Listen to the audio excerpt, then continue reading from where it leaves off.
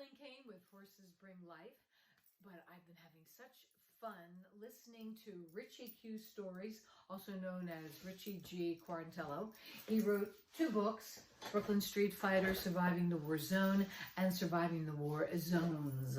We always add that in. It's Vietnam and Right. back to Brooklyn. And then we're going through the Brooklyn right now, which has really been fun. And also Richie Q and his wife Wendy, they also rescue animals.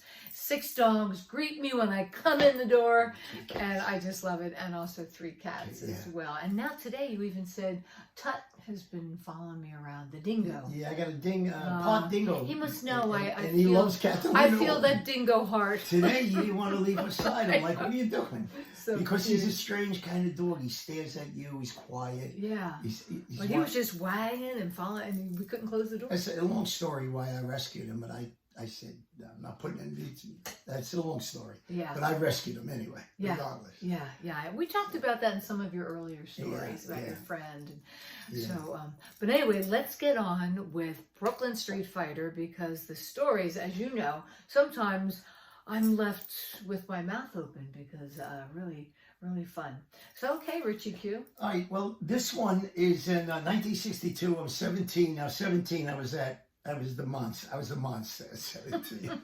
A healthy monster. A healthy monster. I didn't drink, smoke, do drugs. It was weird. It was a weird time. 62, everybody did that. Right. But I worked out every day still. Still, I worked out. I worked. I quit school, so I worked all. I love work. I love to work. So I was working in the carpet business by now, not the butcher business.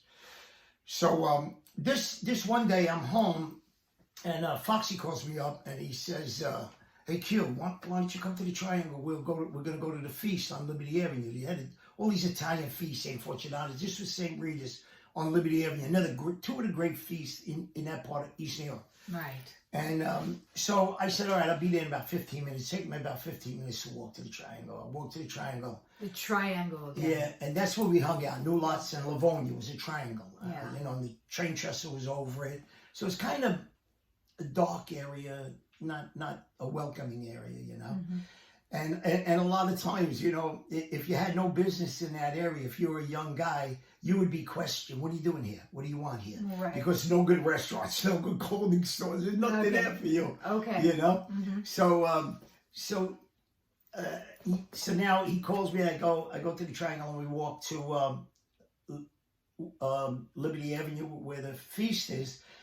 We walk up Essex Street. Now, for young white guys, this is not a good deal because by the time you get to South Avenue, it's really a stronghold for the Puerto Ricans. So back then, you said this was really separate at that time.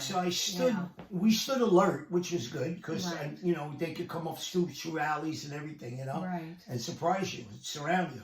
So we walked through without an incident. That was shocking. I never thought we'd get to the feast, but I didn't care. I'm ready for action. The feast. At that time, it's all about the food. Yeah. and at that time, it was, I wore all my fight gear, where I can't slip and I'm loose and I'm, So we get to the feast and first thing you do, my mouth's watering. You smell sausage and pepper. And I'm like, oh boy. So Foxy and I run. We go right to the sausage and pepper. Bang, we get a big sausage and pepper sandwich. And I'm like, I could taste them now. It was so good to smell in the feast, Right. So we knew a few of the other guys, like Liberty Park guys and Fulton, Highland Park guys and Fountain Picking guys, Crescents. We knew a lot of the guys that were up there already, and they knew us. Right. So it was kind of boring, and the Liberty Park guy said, yeah, last night we had a fight with the Puerto Ricans on Elton Street and Southern Avenue, and we're going back now. So I said, well, call us if you need us. But then it got late, and I said, let's go home, man. I'm finished with this, Right. We're walking down Linwood Street and going back home. And as we get to Southern Avenue, we see a big fight on Elton Street, which is the next corner, like west of us, right on the next corner. Puerto Ricans and Liberty Park guys are fighting, but the Liberty Park guys were outnumbered. Foxy, who has more, than brains, and you got to think about this, So there's a lot of guys. You get stabbed. So Foxy goes, let's help him. I said, yeah, let's go. We start walking up the block. and the guys from Liberty Park run. Now these guys, Puerto Ricans, turn around and they look at us. and Foxy goes, "Oh, well, let's go." I said, no, listen to me, stupid. Follow me. Let's not be stupid. Okay. So we run, and this apartment building on the corner. We run, and they start running after us, thinking we're running. We turn around and tell Foxy, grab that garbage can right there. And there was a board there, so I grabbed the board. We leaned up against the building. As they turned around the corner, bang! Oh no, I could see it. I see what you're saying. Yeah, I hit the first guy. Foxy is like, boom, with the garbage can. They stopped dead. Oh. We walk backwards slowly. We throw down our weapons and we go, "Newlots, mother." You know, I'm not gonna say it. Right. You know, so then we went back to the triangle and you know we had a usual malted fries and So you never got to the feast. And hamburger. We did get to the feast. Oh. Yeah. Oh, okay. We got to the feast on the way back. Don't forget. Oh, that's right. Yeah. Okay. So now the next day. So you were fortified. You were ready to roll. Yeah, I was ready. So the next day, my friend Flash's girlfriend said, "Could you walk me home, Rich?" Where does she live? She lives right off Sunny Avenue and Essex Street. I'm like, So Richie Snyder and Kraut, German kid, they say, "Where you going?" I said, "I'm going to walk Gertrude home, but then I'm going to go back to the feast." Gertrude? Gertrude home, yeah. Okay, yeah. So then we're going to go back to the feast, you know? So I'm walking Gertrude home. We get to Sunny Avenue. There's Puerto Ricans getting off the stoops in the street. They're surrounding. They're all over the place. I tell Gertrude, run home. There was this other girl, Nina, that I knew, Italian girl. She was sitting on her stoop outside. And she goes, "Richie, you better run, man. They'll stab you. You get stabbed here." So black preacher comes out, and he goes, "All right, boys, take it easy." Right. And they want me, you know, and they, especially me, you know. So, I mean, I told Richie and Kraut, whatever I do, you do. All right? Right. All right. Right. So now the Puerto Rican guy is getting really aggressive. So I right hand him over the preacher, boom, and I knock him into his friends, and I tell Richie and Kraut, run up the block. Sure. So I turn around, Kraut froze. He's right there. So I grab a garbage can, I run back, and I'm like, boom, hit him with garbage cans. And I say, "Kraut, run! What is the matter with you?" So he runs, right?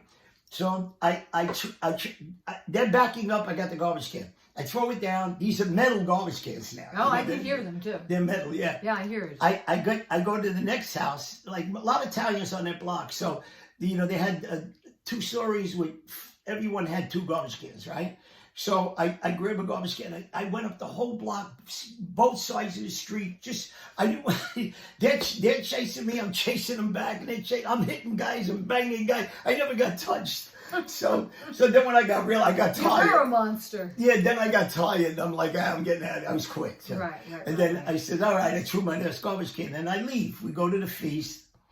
And that was it for the night. We went home a different way, naturally, not that way. So. And what about the preacher? No, I don't know what happened to the preacher. Yeah, he went in. He went inside. Said, I can't stop them these killing guys. themselves, these kids. So we go. Next day, I go to the Triangle, and my friend Louis' cousin Nicky was about 4 or 5 years older than we were. He's one of the older guys in the neighborhood. And he goes to us, "Man, any of you guys on Essex Street, my block last night?" I said, "Why?" He said, "Every garbage can on the block was in the street." I said, "Yeah, Nicky, I did that." He said, "Wow, what the hell?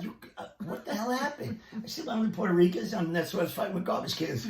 So I said, Nicky was in the sanitation. Weapon of choice. Yeah, Nicky was in the sanitation department. So I said, "Listen, Nicky, do me a favor.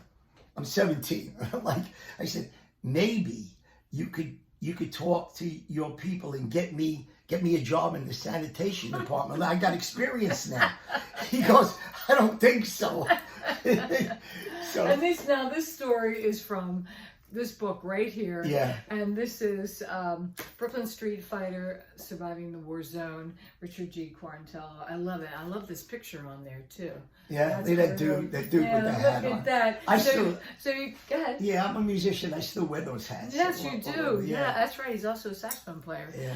So you can get the book on Amazon, and you can also get it at Barnes and Noble. Yes. Right? Yes. Okay, well, that is another story from Richie Q and Brooklyn Street Fighter. Having so much fun. I'm Kathleen Kane with Horses Bring Life, and I'm just enjoying this so much, Richie Q. Thank you, Kat. I really appreciate it. Good. And I'm going to leave you with our motto. You could go out and stomp for joy, but no one stomps on a Newlots boy. God bless you all. All right.